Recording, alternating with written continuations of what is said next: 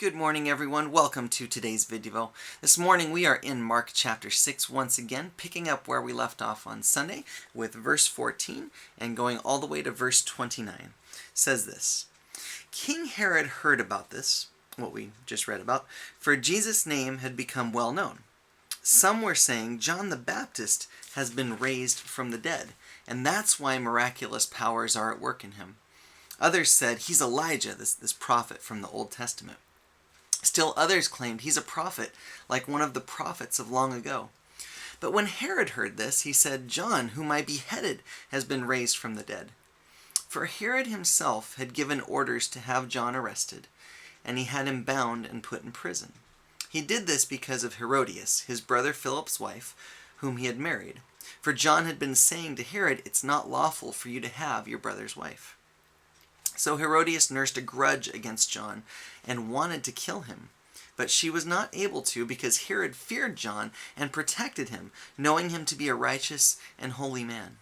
When Herod heard John, he was greatly puzzled, yet he liked to listen to him.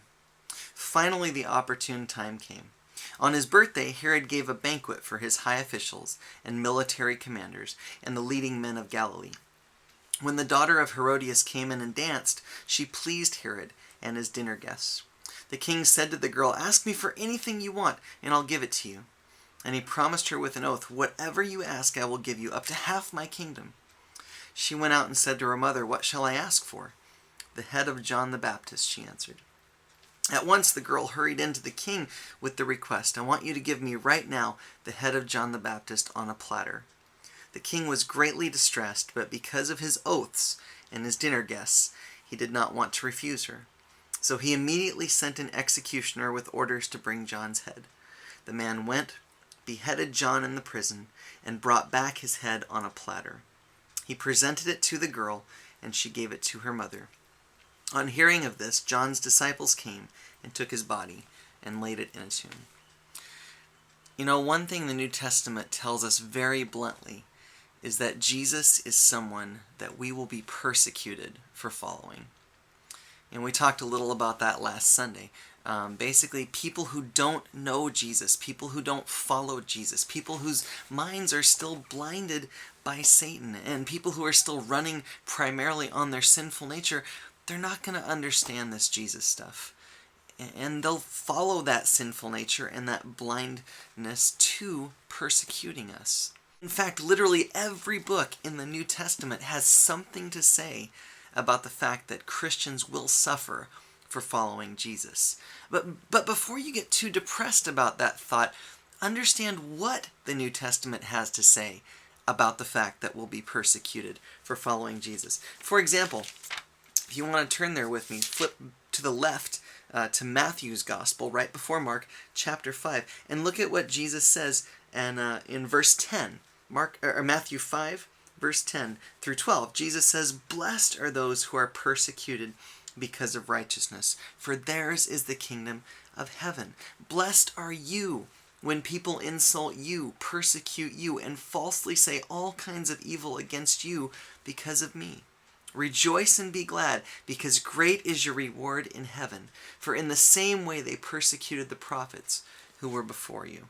And the book of Acts reminds us that we can even count it an honor to suffer for the Jesus who suffered so much more for us. In chapter 5 of the book of Romans, the Apostle Paul reminds us that if we'll respond to persecution and suffering like God tells us to, like Jesus would have us, it's actually something God will use to make us stronger.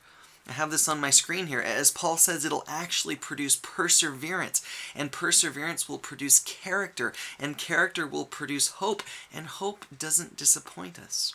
And Jesus' half-brother James even says, man, count it all joy when you face trials of many kinds, because you know the testing of your faith produces perseverance. James says, let perseverance finish its work in your life so you can end up mature and complete, not lacking anything, he says.